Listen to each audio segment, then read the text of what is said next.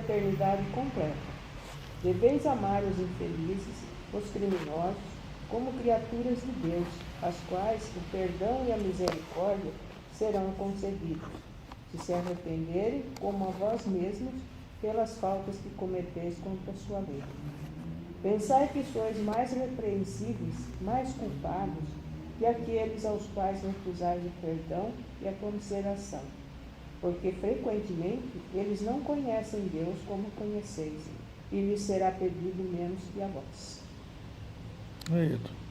Não julgueis, meus caros amigos, porque o julgamento que fizerdes vos será aplicado mais severamente ainda, e tendes necessidade de indulgência para os pecados que cometeis sem cessar. Não sabeis que há muitas ações que são crimes aos olhos de Deus, do Deus da pureza, e que o mundo não considera sequer como faltas leves? A verdadeira caridade não consiste somente na esmola que dais, nem mesmo nas palavras de consolação com as quais podem acompanhá-lo. Não é isso. O que Deus exige de vós, a caridade sublime ensinada por Jesus, consiste também na benevolência concedida sempre e em todas as coisas ao vosso próximo. Podeis ainda exercitar esta sublime virtude sobre muitos seres que não precisam de esmolas e que palavras de amor, de consolação e de encorajamento conduzirão ao Senhor. Os tempos estão próximos, digo ainda, em que a fraternidade reinará nesse globo. A lei do Cristo é a que regerá os homens, e só ela será o freio e a esperança, e conduzirá as almas às moradas bem-aventuradas. Amai-vos, pois, como os filhos de um mesmo Pai. Não façais diferença entre os outros infelizes, porque é Deus quem quer que todos sejam iguais. Portanto, não desprezeis a ninguém. Deus permite que os grandes criminosos estejam entre vós, a fim de que vos sirvam de ensinamento. Logo, quando os homens forem conduzidos às verdadeiras leis de Deus, não haverá mais necessidade desses ensinamentos, e todos os espíritos impuros e revoltados serão dispersados nos mundos inferiores, de acordo com as suas tendências. Deveis àqueles de quem falo o socorro de vossas preces. É a verdadeira caridade. Não é preciso dizer de um criminoso, é um miserável. É preciso expurgá-lo da terra. A morte que se lhe inflige é muito suave para um ser dessa espécie. Não é assim que deveis falar. Olhai vosso modelo Jesus. Que diria a ele se visse esse infeliz perto de si? Lamentá-lo-ia ou consideraria como um doente bem miserável e lhe estenderia a mão. Não podeis fazer isso em realidade, mas, pelo menos, podeis orar por ele, assistir seu espírito durante alguns instantes que deve ainda passar sobre a vossa terra. O arrependimento pode tocar-lhe o coração, se orardes com fé. Ele é vosso próximo, como o melhor dentre os homens. Sua alma transviada e revoltada foi criada, como a vossa, para se aperfeiçoar. Ajudai-o, pois, a sair do lamaçal e orai por ele, Elizabeth de França. Esta mensagem da caridade para com os criminosos, em especial, significa dizer aqueles que estão em desalinho com as leis divinas, né? É por isso que a gente está estudando, e temos ainda grande dificuldade para poder compreender esta realidade. Mas, como hoje nós estamos, aparentemente, só nós três, não é, Ayrton? Aparentemente, porque, como dizia o nosso querido e saudoso amigo Manolo, aqui está cheio de espírito, mas eu não vejo. Eu não vejo. Não desejo estar num momento vê-los também. Porque alguns, com certeza, que estão aqui ao nosso lado, são convidados com um coração generoso e vêm. Mas muitos que nos conhecem de vidas pregressas, de que sejamos devedores para eles, tenhamos comportamento desleal, tenhamos tido no passado remoto ou agora também, nessa mesma encarnação, porque a gente pensa que a gente é muita coisa fina. Eu sempre falo que eu não sou flor que se cheire, porque o meu passado ainda de aprendizado, verdadeiro aprendizado, não o aprendizado que eu tive, porque todos nós vamos aprendendo, fazendo errado e apanhando, vamos aprendendo. Mas o verdadeiro aprendizado é nesta casa aqui, com a doutrina que brilhou na minha vida e mostrou. Então hoje eu sou muito mais responsável, mas tenho cuidado de não me atribuir qualquer mérito, qualquer valor, porque a coisa é... A gente sabe que estamos aqui no mundo de provas e expiações. Mas dito isso, só porque muitos amigos estão aqui, nós estamos hoje falando para eles. E para nós, né? Não é para os outros, para nós. Eu nunca me esqueço de que ouvindo o Evangelho aqui, viu, Ayrton? Eu sentava lá há muito tempo, eu estou na casa há quase 40 anos, eu sentava lá atrás, quietinho ouvindo, aí Hortalino, o pessoal fazia as preleições, né? E eu me lembro que um dia eu pensei comigo assim, eu não falei, eu pensei, mas olha, minha sogra precisava. Ela precisava ouvir isso. Não sou eu. Desculpe, amigos, mas vocês sabem que eu falo a verdade. Mas depois, com o tempo foi passando, eu acho que foi abrindo a clareira nessa selva bruta que eu tenho. Eu falei, não, eu entendi agora, o Evangelho não era para minha sogra, para mim. Nossa, sempre já para os outros. Ô, dona Célia, a senhora sabe que eu queria matar a minha sogra e eu me dou tão bem com ela hoje. Mas não é hoje, já faz bastante tempo. Eu todo dia vou tomar um cafezinho para ela. Eu construí um apartamento para ela, em cima da minha sala. E eu costumava brincar que eu... Boa tarde, querida. Seja bem-vinda. Eu costumava brincar que eu mantinha ela perto, porque se me desse vontade de enforcá-la, era só subir a escada. Mas eu me dou tão bem, e ela também, ela diz que eu sou mais do que um filho para ela. Então eu descobri no Evangelho essa luz aurifugente, né, de que o Evangelho é portador, e por isso a gente fala para os que estão aqui, mas sempre primeiro para nós. Se por acaso servir para outrem, né, Ayrton, que às vezes a semelhança de atitude serve para outro, que é um bom proveito. Mas, Ayrton, você que começa sempre fazendo as considerações, eu dou uma bicada assim, para contar um episódio da vida nossa, porque o nosso amigo aqui, ele não gosta muito que fala nas preleições sobre a sua vida. Mas eu pensei outro dia comigo, sabe, mas Jesus não vivia de tal forma que todo mundo pudesse olhar. É da sua vida que tem que falar. Se você era bom, se você era ruim, se você era mediano, porque nós sabemos que todos fomos criados na mão do Senhor da vida, simples e ignorantes. Mas daí a responsabilidade é nossa. Ayrton, por favor. É um exemplo mais real, né? Mais lúcido, real. né? É o seu. Você tem a coragem, Ayrton, e a dignidade de confessar já é uma grande coisa. Porque normalmente a pessoa fala, não fui eu. E digo isso porque eu sou advogado há quantos anos. Então, como é que o pessoal faz lá? Não fui eu não, excelência. Fui eu não, olha. Era o outro que estava comigo, que é menor de idade.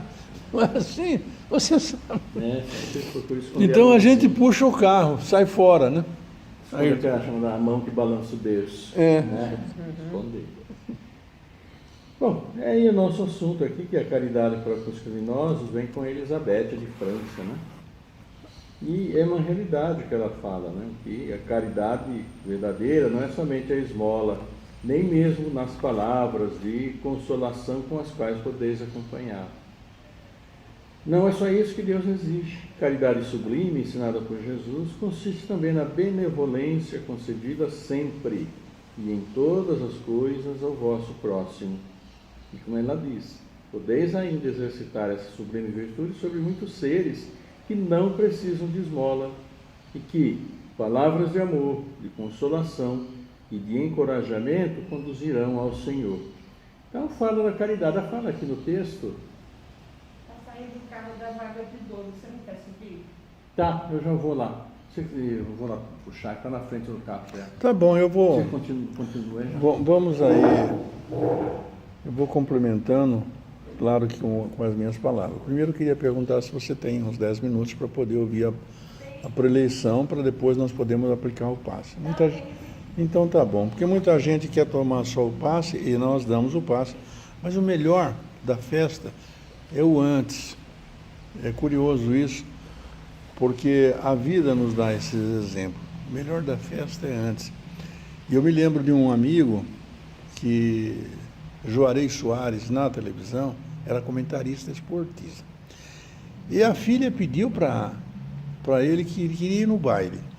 Ele falou, minha filha, eu estou muito cheio com a cabeça hoje, depois eu vou decidir isso, se você pode ir ou não. Passou mais um tempo, a filha voltou e perguntou para ele, olha, ô pai, o senhor já decidiu se eu posso ir no baile e tal? Falou, eu não pensei ainda, filha, eu estou tão aborrecido, tenho tantos problemas para resolver, por favor. E foi levando isso no banho-maria. Chegou um belo dia, acho que o coração dele tocou, ele falou, minha filha, eu já decidi, você pode ir no baile. Ele falou, pai, eu não quero mais, obrigado, viu? 20 anos depois ele decidiu, né? Ele falou, mas por que, minha filha, que você não quer ir? O papai já deixou. Ele falou, papai, o senhor não entendeu o propósito do baile. O baile é antes, a festa é antes. A gente conversa com as amigas e veja a roupa que vai pôr, o penteado, a maquiagem, se arruma toda, é uma festa. Quando a gente chega no baile, é só o baile e acabou. Então, estou fazendo essa comparação rasa para dizer que o melhor do nosso evangelho é a prosa, é a conversa. Como que Jesus fazia? Jesus conversava com o pessoal. Olha, Pedro então falou, ô mestre, vem cá, quantas vezes é bom a gente perdoar, hein? Pode ser só 7 vezes? Porque Pedro era temperamental e ele queria pôr um paradeiro nisso, nada de toda hora vai perdoar, que conversa é essa? Aí Jesus fala para ele, ô Pedro, não é assim não, não é 7 vezes, 70 vezes, 7 vezes. Então é na conversa. Por isso que eu disse para você, eu fiz todo esse introito, enquanto o Ayrton foi lá, para te dizer que o gostoso é esse momento que você está aqui. Com chuvinha, você está agasalhada, os nossos irmãos do outro lado da vida estão todos nos protegendo, estão sentindo e auscultando aquilo que você precisa ouvir, aquilo que te toca o coração, não só o seu, dos outros aqui também, que são invisíveis ao nosso olho nu, porque depende da mediunidade de cada um. Mas esse é o momento da grande festa. E nessa grande festa, hoje nós estamos falando da caridade, a maior e melhor virtude que existe para o nosso crescimento. E o Ayrton vai fazer, em especial, caridade para os criminosos. Quando fala esse texto aqui, eu penso que é para todos nós, porque todos nós fazemos coisa errada. Então é criminoso, não é o criminoso que mata, que atira. É criminoso quem desrespeita a lei divina, quem maltrata um animalzinho, quem é malcriado com os pais. Então eu acho que é todo mundo. Ayrton, por favor, pode continuar. Então, como estava dizendo, né, o próprio texto da Elizabeth de França pede para que a gente se ame. E é baseado, claro, naquilo que Jesus falou, né, amar uns aos outros, faça o bem Senhor a quem, faça ao próximo, né, que a gente bem sabe. E aí, como o Dr. Jaime disse, todos nós somos passíveis de errar, todos nós já erramos, né? Temos o conhecimento do Evangelho, que também não quer dizer que nós não vamos errar mais, porque numa eventualidade a gente não sabe nosso dia de amanhã, nem daqui a pouco o que vai acontecer. Estava falando aqui, chamou para puxar o carro para trás, porque eu tinha saído para pegar lugar. A gente não sabe o que vai acontecer. E é bem isso. E dentre todos aqueles que erram, se a gente for falar, né? Aqui, por exemplo, está o criminoso, como a gente entende como criminoso, né? Que fez chamado ato ilícito, né, doutor? Um ato ilícito de qualquer natureza. A grande realidade é que também nós passamos a conhecer aquela pessoa, uma pessoa qualquer que seja, quando comete algum ato. Né? Atenta contra a vida, faz um crime financeiro, enfim, um crime emocional, de qualquer natureza, né? Uma difamação, qualquer que seja. Nós passamos a conhecer aquela pessoa pelo fato. e vem a público, né? E aí nós começamos então a procurar saber o que aconteceu, etc, etc. Mas nós temos que ter a ciência também que mesmo a justiça que é especializada nisso, ou precisa ser, ou tem que ser, muitas vezes se engana, e se engana muito. Quantas e quantas pessoas nós já vimos que ficam aí presas, né, 20 anos, de vez em quando aparece um ou outro. Ficou 20 anos preso. Né? Então, procuramos saber, mas o que será que aconteceu? Mas se é um crime que a gente chama de crime de hediondo, esse tipo de coisa, então nós somos mais rápidos, por exemplo, assim, em condenar e já muitas vezes fazer imprecações, né? Às vezes dada a própria natureza daquilo que aconteceu. Mas em todo crime, em toda situação, existe aquilo que dentro da justiça, o doutor já sabe, né, corte salteado, se chama de atenuantes e agravantes. E nós não temos todos esses detalhes, nem mesmo a justiça, né? A justiça dos homens acaba tendo todos esses detalhes. Então nós somos rápidos e facilmente nós condenamos quem comete algum ato ou outro. Mas mesmo entre os grandes criminosos, vamos até colocar assim, se nós formos olhar a luz que a doutrina nos coloca, fez aqui barbaridades, né? Ele veio, vamos digamos assim, para cá, para aprender, para lutar pelo seu reajuste. Só que essas tendências com que ele vem, com que ele nasce, com que ele chega aqui, para dar a nova oportunidade que nosso Pai dá para todos nós, né, misericórdia divina, ele não consegue se superar. E ele, vamos dizer, em determinado momento, ele faz ou tem alguma atitude que pode, né, também não é no termo da conjectura, tornar-se o gatilho para outras, porque ele já fez a primeira vez. Né? E assim ele vai, mas por que ele teria feito? Porque é aquela própria essência espiritual que ele já vem com ela, né? De não valorizar a vida dos outros, ou qualquer outro tipo de vida, e ter a visão somente dele. Então isso, se a gente for ver a luz até né? Eu posso estar falando essa bobagem também, mas a luz até da própria misericórdia de Deus para com ele, o fato dele fazer aquilo que ele fazia comumente, foi dado uma nova chance, mas é algo que está intrínseco dentro dele, que ele não consegue muitas vezes tirar. Então a nossa condenação será absoluta, como é, mas existe vamos dizer assim, uma pequena atenuante dentro daquilo que ele vai se entender, porque ele já é assim. Mas também quando a gente está incorporado, a gente percebe muitas vezes um espírito que está fazendo, não necessariamente cometendo um crime ou, sei lá, um viciado, ele não enxerga outra opção a não ser essa, né? Até ele, assim, você conseguir se auto-iluminar, dar liberdade para ele enxergar que existem outras coisas, não só aquela vida que você está levando, mas tipo, você tem essa outra opção, né? Dele enxergar outro caminho, né? E os próprios espíritos que estão ali em volta dele também já vem, porque sabe que ele faz errado e já fica ali, né? Ele é um campo, né, para eles, para fazer coisa errada. Porque então, tem vários deles gente perguntam, pensa mas aí, o que né? eu vou fazer se eu fazer isso? Não tem outra coisa para fazer. Tipo, não tem outra coisa para fazer. Muitos, assim, não vê o outro lado, né? Quando assim, você começa a não tem mostrar, visão. é que ele começa a raciocinar. Por isso que falo que às vezes uma palavra, né, um gesto da gente pode salvar, né, uma pessoa dessa, né? É verdade. Porque toda pessoa tem um motivo. Por isso que se fala também que não, né, que nós vamos dificilmente encontrar alguém que seja absolutamente inocente, como alguém que seja absolutamente culpado. Tira a primeira pedra, né? Tira a primeira pedra que não tem pecado nenhum. Então, são coisas, né? E a gente, como se apressa muito a julgar, a gente comete faltas exatamente por isso. Então, sempre é uma oportunidade, é como diz Joana de Ângeles, antes de tirar qualquer conclusão, seja por atos, por palavras, a reflexão, o pensamento, uma análise mais clara, que os nossos pensamentos mais tranquilos nos permitem fazer. Porque, como se diz, uma vez a palavra lançada ao vento, então, você jogar apenas a 90 mil, nunca mais você pega. é como a flecha. Depois de atirada, você não consegue mais reter. Ou o projétil de uma arma, atirou, não É o volta. que fez aquele homem de ontem, o presidente da Argentina. Né? Exatamente. Falava que nós viemos da selva, ele veio para os europeus. Para se engrandecer, porque não é nenhum demérito vir da selva. Nós todos somos selvagens. Ele falou assim, ele estava fazendo uma comparação, né? E ele falou. Depois ele pediu desculpa, mas não adianta mais, né? Mas olha, A turma já entendeu do jeito dele. claro, mas assim, a Elizabeth de France, que foi uma rainha, né?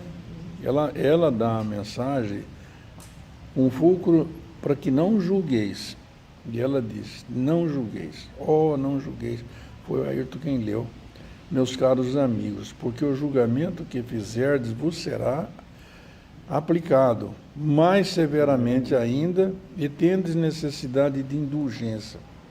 A virtude da caridade que acompanha essa indulgência é tão importante porque nós somos uma criatura em desenvolvimento, em aprendizado, e nós, quando despertamos para a luz, o que acontece? Quando os outros fazem, nós apontamos o dedo, julgamos, condenamos com severidade. Nós não pegamos leve, não. Pega macio. Mas quando é conosco, a gente que reconhece que errou, fala assim, eu errei, viu? Eu sou espírita, desculpa aí. Onde que eu estava com a cabeça? Mas, por favor, pega leve comigo. Esse pegar leve é indulgência. Ou significa dizer, quem sabe se por alguma causa ele me falou isso no momento que ele estava nervoso. Quem sabe ele não perdeu, entre aspas, um parente e está desestruturado. Você acha uma desculpa, uma razão para você ser brando e pacífico com o outro. Porque aquele que comete crime, ele é responsável. Não tem esse negócio de que se Deus bonzinho, que muitas religiões eu já ouvi dizer, que, olha, arrependa-se dos seus pecados e venha para a nossa igreja que você será salvo. Desculpa a expressão um pouco rasa, uma banana, como diz os outros. Não vai ser salvo, não. A lei de causa e efeito funciona. Você fez, você paga. Não é Deus que impõe. Porque senão, como é que seria essas pessoas que nascem com uma deficiência física e o pai tem que arrastar por tanto tempo? Porque um nasce pobre, o outro nasce rico, numa família abençoada. São resultados de que nós fizemos na nossa vida. Porque, como eu vou dar de presente para você essa mensagem hoje, para lembrar o nosso momento de conversa, é de Marco Prisco. Ninguém poderá carregar o fardo de suas dores. A gente reclama, como é que tudo acontece comigo? Já viu como é que as pessoas falam? Eu lembro do Chapolin, você já conhece o Chapolin? Chapolin Colorado. Follow me the good, siga meus bons. Quando não, ele fala assim, tudo acontece comigo. Mas Marco Prisco fala, ninguém poderá carregar o fardo de suas dores. Tudo que você fez, você paga. Eu estou aqui sofrendo, estou alegre, estou contente, por quê? É resultado do meu ontem. Mas não sou eu quem diz. É Paulo apóstolo aos Coríntios, na sua epístola, quando ele diz que a criatura humana carregará consigo o resultado dos seus atos. Mas foi Paulo apóstolo lá, não sei a quando. Não, foi Antoine Saint-Exupéry também, aqui o Pequeno Príncipe. Disse a mesma coisa, que tu serás responsável eternamente por tudo que cativas. Então Marco Prisco diz, ninguém poderá carregar o fardo de suas dores. Eduque-se com o seu sofrimento. Quando olha, as senhoras, vocês são donos de casa. Põe o dedo no fogão lá que está aceso. Você tira, é a dor que faz você, essa bendita dor que faz você aprender. É um método pedagógico que a vida apresenta. Então, liberte-se delas com o trabalho de autoiluminação. Como assim? Eu, por exemplo, sou ex-tabagista, viu? Ex-tabagista, eu gostava de fumar, gostava de beber. Eu aprendi que faz mal para a minha saúde, que cigarro faz mal. Então, as dores que me causaram, eu tive infarto do miocárdio por conta do cigarro. Mas sabe, faz mais de 30 anos. Então diz o nosso Marco Prisco, liberte-se dessas dores com o trabalho de autoiluminação. Ninguém responderá pelos seus erros. O meu, cada um responde. Nem os filhos respondem.